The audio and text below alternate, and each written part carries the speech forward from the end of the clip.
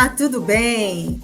Nós estamos de volta com o Vale Conexão, o programa meu, seu, da nossa família, dos nossos amigos aqui pelo canal Conexão Unijaguaribe. Lembrando que esse programa é uma parceria entre o Instituto Vale do Jaguaribe, o IVJ, e o Centro Universitário Vale do Jaguaribe, que é a Unijaguaribe. No programa de hoje eu vou conversar com uma pessoa que é super interessante, super especial no mundo da comunicação. Ele é conhecido como o Galego de Sucesso e eu quero saber por que isso. Mas eu vou começar pelo nome dele, o Alisson Braga. Alisson, seja muito bem-vindo ao Vale Conexão. E eu quero logo começar perguntando como foi que começou esse lance de Galego de Sucesso. Conta aí pra gente. Ô, Abner, muito bom conversar com vocês aqui, trocar essa ideia. O Galego foi um acidente, assim, acho que é pela questão do olho claro, do cabelo meio alourado. Os colegas de profissão começaram a falar nisso, né, de rádio, principalmente. Foi mais na rádio isso. E aí eles sempre que iam entregar, entrava um programa antes do meu, diziam, tá chegando o Galego, tá chegando o Galego. E aí o público pegou isso e começou a chamar e ficou assim. Ficou assim, né? Agora você tá com o cabelo um pouquinho mais escuro, né? Não tá tão claro assim. Acho que é a luz. A luz, mas não pronto. O tom dele mas ele isso. brinca aí, ele brinca. Tá certo. Ô, Alisson, você falou do rádio, né? Você trabalha na Jangadeiro FM, dá aquele alô de manhã cedinho para as pessoas, né? E também é apresentador da plataforma Todo Mundo Ama, da TV Jangadeiro, né? Como é que começou essa tua relação com a comunicação, para você chegar no rádio e fazer TV também? Começou há 16 anos. Começou há bastante tempo, né? E antes de estar na frente das câmeras, eu fui produtor, fui diretor de televisão, produtor de eventos também. Então, eu atuo nessa área de comunicação já tem tudo desde 2006. Isso a gente, pela área, a televisão foi sempre o ponto de eu sempre fui um telespectador assíduo, gosto de ver, gosto de tudo que estava fazendo, admiro as pessoas e a televisão era o que estava na mira, né? Eu fui em busca disso, entrei na faculdade de jornalismo e o estágio na TV diário, na época. E pronto, começou aí. Então, durante muito tempo eu dizia que não queria ir nada para frente, fazer nada com isso, que eu tinha muita vergonha. Então, por isso eu fui traçando uma carreira primeiro de direção, de gestão, fui gestor de equipe e tudo mais. Então, nessa área da comunicação, eu já estou há muito tempo. Talvez aí a facilidade um pouco de quando eu fui para o vídeo, eu já tenho alguma noção de direção e tudo, então eu já sabia um pouco mais como me portar ali, né? E depois disso aí veio a televisão mesmo, de fato, quando eu... Foi até uma experiência interessante, engraçada, porque eu estava coordenando uma equipe e tinha muita dificuldade em um dos programas com as pessoas que estavam fazendo. Estava à frente desse programa porque não conseguiam me entregar o que eu queria que fosse entregue. E de uma hora eu conversando com a minha parceira de gestão, que era a pessoa que estava acima de mim, né, um cargo acima de mim, falando, mas eu acho que eu vou pegar esse programa e vou fazer. E quando eu disse isso, ela, então pronto, é você. Aí pronto, a partir daí fiz, gostei, deu certo. Fiz a televisão, né? Comecei no sábado, depois peguei um programa diário e assim fui. E a rádio eu tinha no meu coração, depois que isso aconteceu, que eu ainda ia fazer de alguma forma. Mas eu não sabia que ia aparecer tão logo e que ia dar certo assim. Eu pensei que a rádio ia ser uma coisinha mais passageira.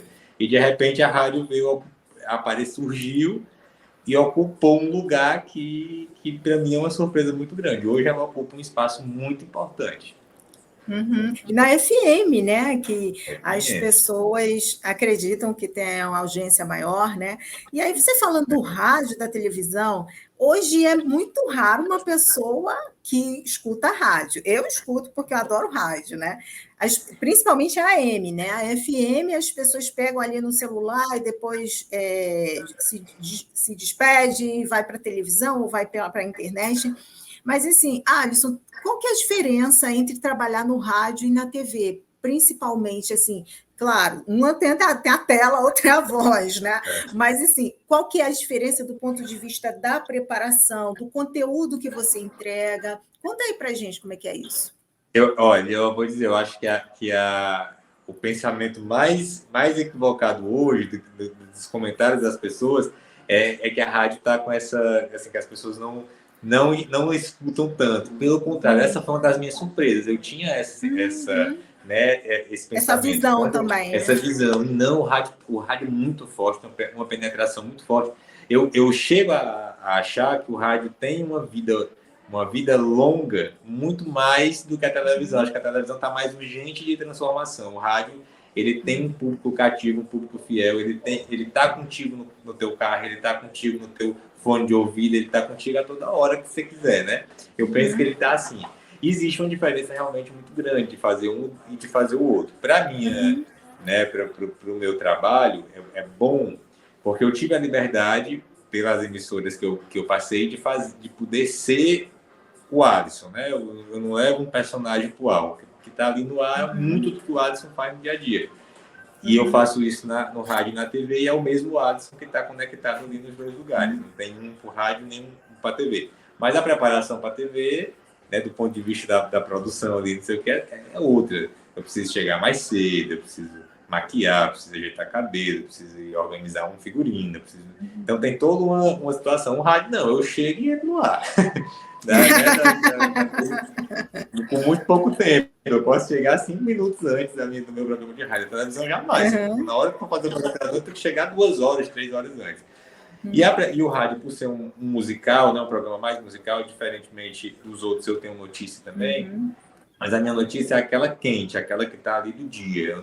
Raramente eu vou dar uma notícia que seja do dia anterior. Então ela está ali acontecendo, ela acontece na internet, ela acontece nas plataformas, nos jornais, e eu estou acompanhando ao passo que eu estou fazendo no programa, estou acompanhando ali no computador, no celular, e vou dando a notícia a hora que ela vai saindo.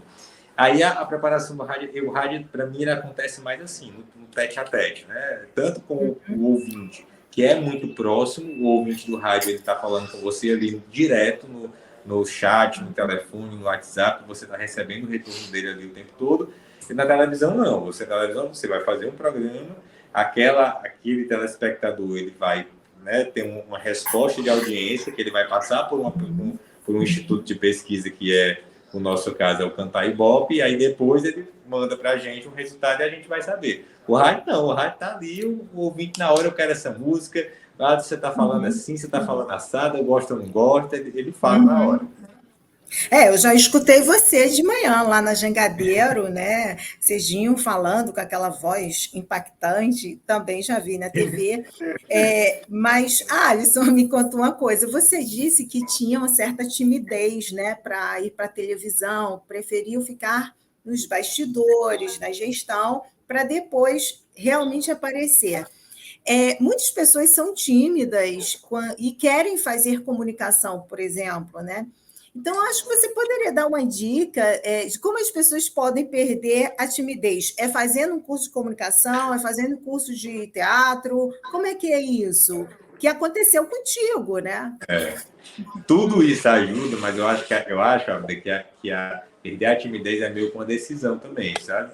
Eu acho que a timidez, ela vem porque você tem medo de muita coisa. A timidez, eu acho que ela é ligada ao medo. Você vai com medo de que as pessoas falem A, falem B. Você vai com medo de não fazer a coisa da forma correta. Então, os medos vão te limitando. Eu acho que comigo acontecia assim, muitas pessoas tímidas eram assim. Então, primeiro eu tive que decidir.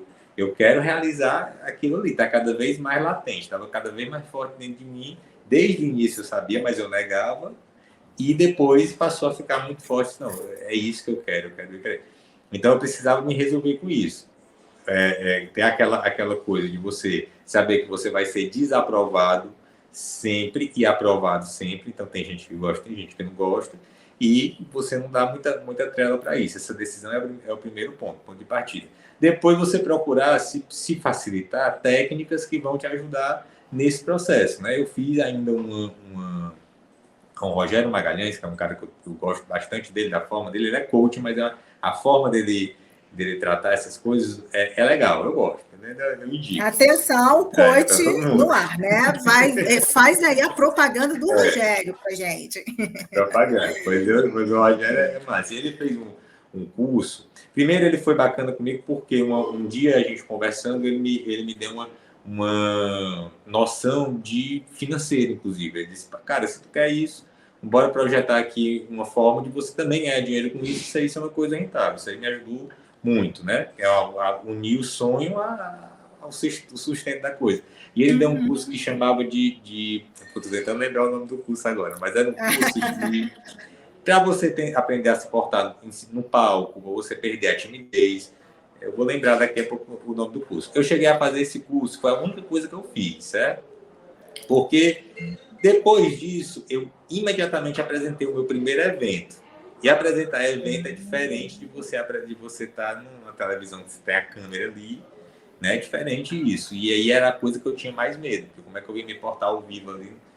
Mas foi massa demais, eu gostei demais. E aí tem uma questão que facilita muito para qualquer pessoa, eu acho, se a pessoa quiser fazer isso. Quando você vai montar um personagem para você exercer no ar, você sempre vai ter que estar dando satisfação a esse personagem que você montou, né? Vivendo como ele, fazendo coisas como ele. Mas se você é você, se você é real, você pode brincar, você tem mais liberdade nisso. Como eu escolhi seguir por esse caminho aí, eu acho que foi mais fácil para mim também. Então, esse primeiro evento me deu a oportunidade de eu saber assim, eu posso ser aqui como eu sou e as pessoas gostaram, então a partir de agora eu vou embora. E eu fiz assim. Então, a minha técnica principal foi isso. Não tenho técnica de voz, assim, realmente fiz a fonoaudióloga da emissora no início, que antes de tudo eles pediram para usar a voz para fazer uns offs, umas narrações jornalísticas e tudo. Foi quando eu comecei a nutrir mais ainda se eu posso fazer essa narração, porque eu não posso estar no vídeo. Então eu vou. Preparar aquela voz, né, bonita, de imposição.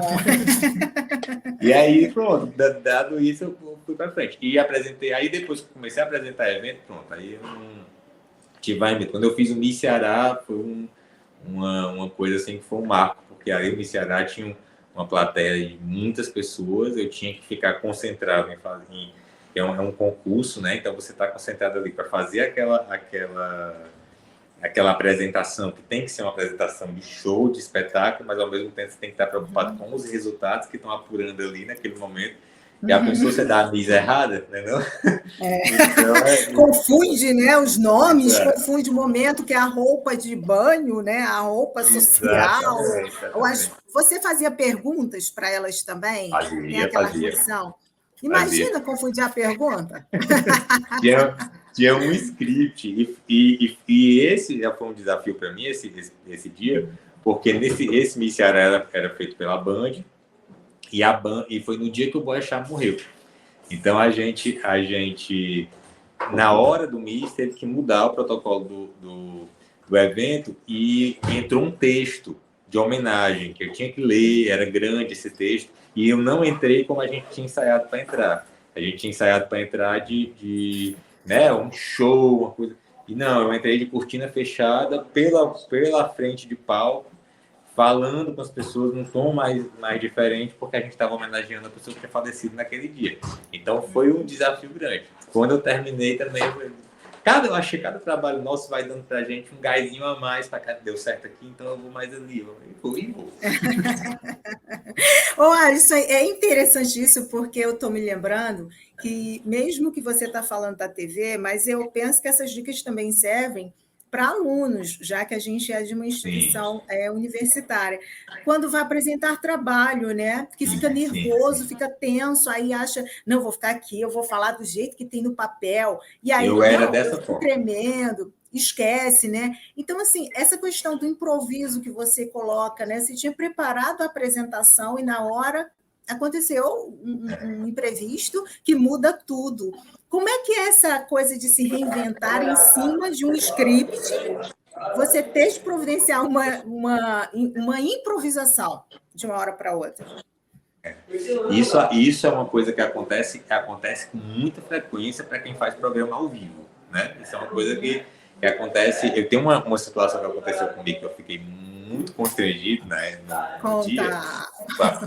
Foi a primeira vez que eu entrei no ar para a rádio, que ainda não foi na Jangadeira Efêmera, na época eu estava na TV Diário fazendo uma cobertura da Jornada Mundial da Juventude que aconteceu no Rio de Janeiro.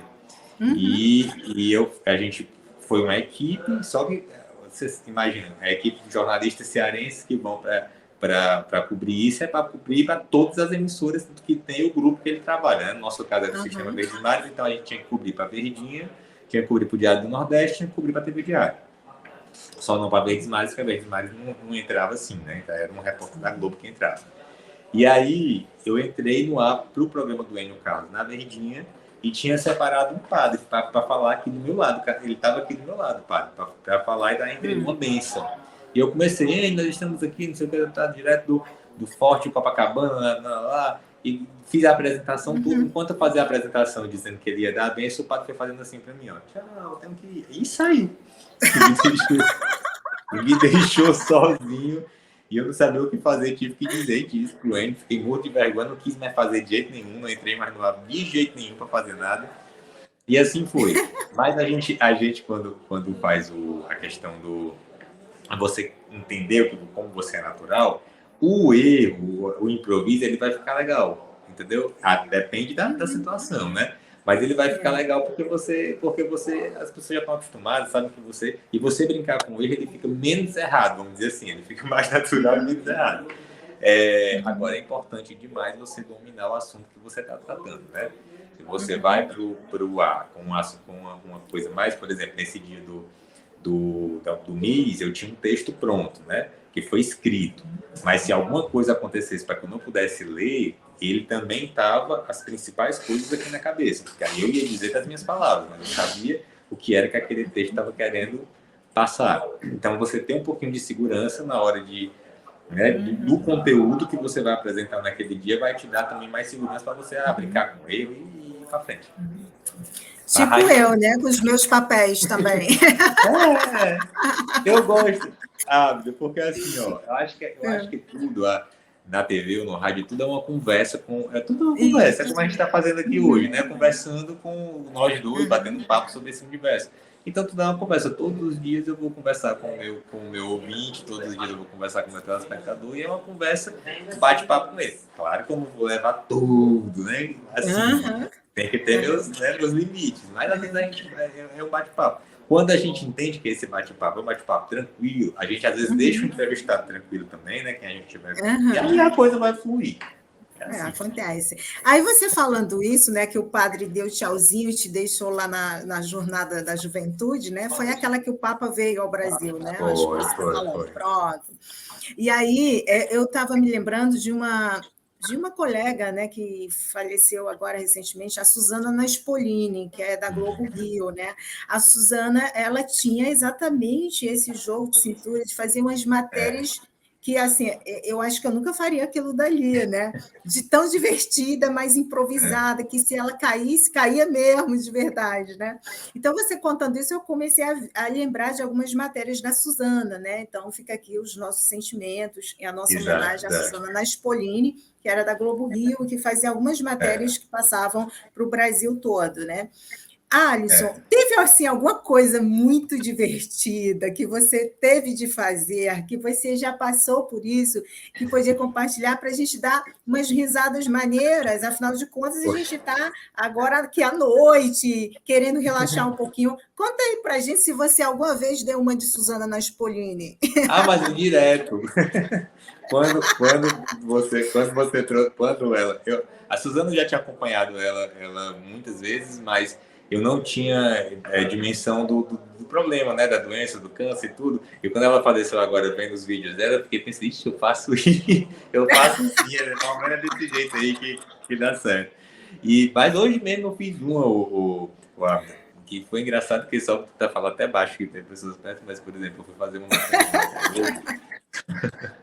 Conta só para mim. Eu fui fazer a matéria hoje sobre saúde íntima, masculina. E aí a pauta é que eu tinha que entrevistar o médico profissional, que eu estou até pensando que essa matéria ainda vai voar, como é que ele vai se portar quando ele assistir. Porque aí eu fui para a rua perguntar às pessoas, estão higienizando de forma direitinho e tal. Aí tinha que fazer a pergunta, né, tentando. E encontrei uma senhora, e essa senhora, meu Deus do céu, foi maravilhosa. Ela rendeu a matéria toda, porque aí ela começou a falar: olha, tem vezes que as pessoas passam aqui perto de mim e sobe aquele cheiro de cueca. Ela fala assim, o quê? Aí eu entro na onda, né? O quê? Como é? É mesmo ter esse cheiro? Que cheiro é esse? Não sei o que. Aí foi. Eu sei que essa matéria, quando for pro ar, vai ser fantástico. Acontece direto. Olha, a nossa maior riqueza desse nosso trabalho aqui, pelo menos aqui no Ceará, é o povo. O povo cearense é fantástico. Quando você quer fazer uma matéria para achar graça, pode ir pro meio da rua leva um tema polêmico e vai pro meio da rua, que o povo vai render que só, que a gente chama na TV de povo fala. E aí tem vezes que, inclusive, isso nos serve de estratégia de audiência. Quer subir um pouquinho a audiência ali naquele tal ponto do programa, vamos fazer um povo falar de tal coisa. Aí o povo faz aquela coisa, se envolve com a gente, brinca. A gente tem um editor, é o Ricardo, era massa que ele desse um depoimento aqui também. O Ricardo, ele é o nosso editor para editar essas coisas. Quando a matéria é para isso, aí eu já digo, Ricardo, ó, a matéria tá assim, assim, assim. Aí ele vai e entra na onda. Então, por exemplo, essa que eu estou te falando, com certeza ele vai editar. Eu já até disse, olha, é do Ricardo essa matéria. Uhum. É muito, muito interessante isso, né? Porque a gente termina trazendo o momento, né? A efervescência das pessoas, mostrando a criatividade das pessoas, né? Eu imagino, você estava fazendo uma matéria que para muitos seria motivo de vergonha, de muitos Delicada. melindres, né? E de repente uma mulher fala de saúde íntima masculina, né? E conta algo que muitos contam em mesa de bar. E ela disse na Exatamente. televisão, né? E Exatamente. assim, sabe o que me veio na cabeça quando você começou a falar? Do sabão pavão, que eu já escutei muita piadinha em relação a isso, o do sabão pavão, né? Não tem sabão de pavão na tua casa, não tem sabão de coco na tua casa, né? Mas eu acho que ela não chegou a esse ponto, né? Ela foi além. Ela foi além. Então, eu vou descobrir quando eu assistir a Tu vai matéria assistir, também. tu vai assistir. Ô, Alisson, e aí a gente está falando de rádio e TV, né? E na internet, como é que foi essa tua esse teu diálogo, como é que é com a internet? Você é youtuber, eu sei que você tem muitos seguidores. Como é que é isso, hein? Conta aí pra gente. Eu ainda estou descobrindo. Ah! Eu ainda estou descobrindo. Para mim foi um desafio gigante, gigante mesmo, porque eu não tinha hábito, até hoje é difícil, eu assim, faço bastante, estou fazendo, mas para criar um hábito mesmo é difícil. Eu estou, inclusive, aqui fazendo essa live com você, eu vou te mostrar aqui, é um cliente, que é a MF Energy, estou aqui na sala com eles, os meninos estão aqui, ó, Jeff tá um alô aqui. Um abraço, gente! Abraço, viu? E eles, eu estou mostrando eles porque, por exemplo, para fazer o vídeo para a MF, eles ficam me cobrando, bora, vamos gravar e tudo mais, tem que fazer tal coisa. E eu dou trabalho nesse ponto. Mas é assim, a internet foi uma surpresinha para mim interessante, porque ela nasceu para mim principalmente na pandemia.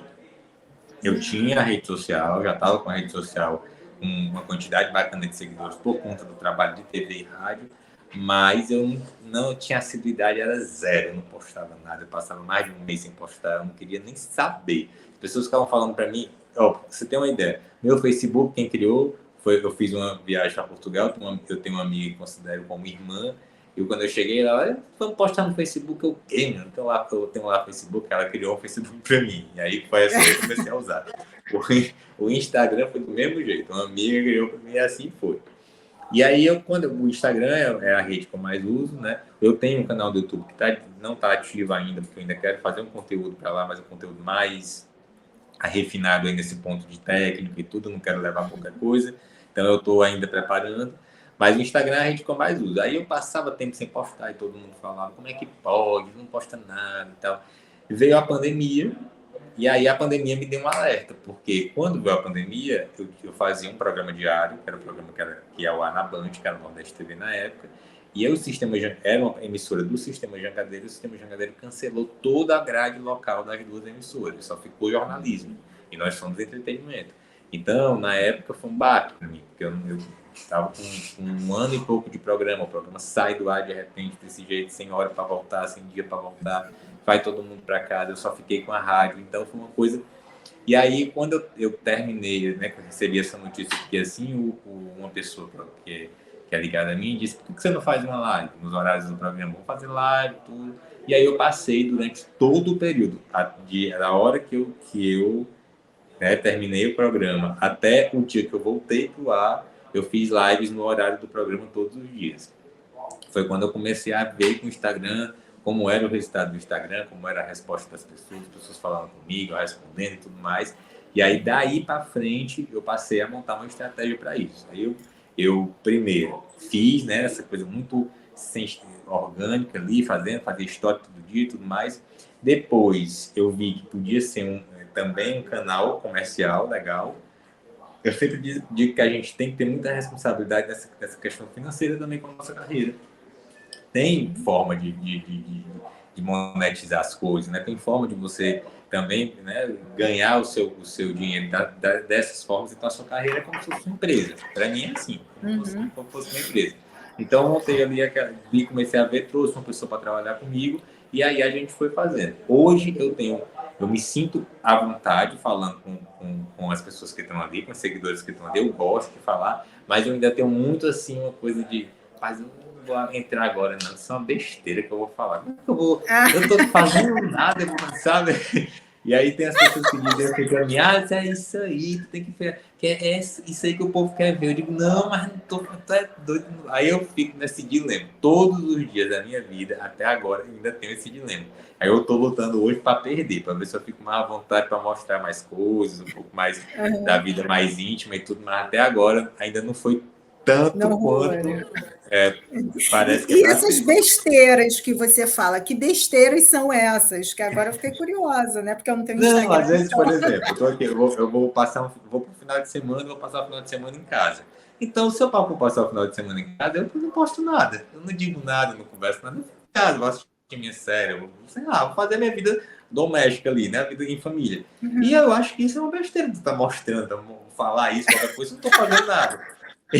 Aí eu passo 2 dias sem postar. Aí a pessoa que trabalha comigo foi dizer, pelo amor de Deus, eu não tô fazendo nada, eu vou postar o quê?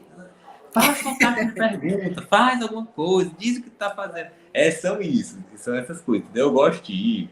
Eu até fico dizendo, não sei se o Instagram vai me vencer ou se eu vou vencer o Instagram nesse ponto.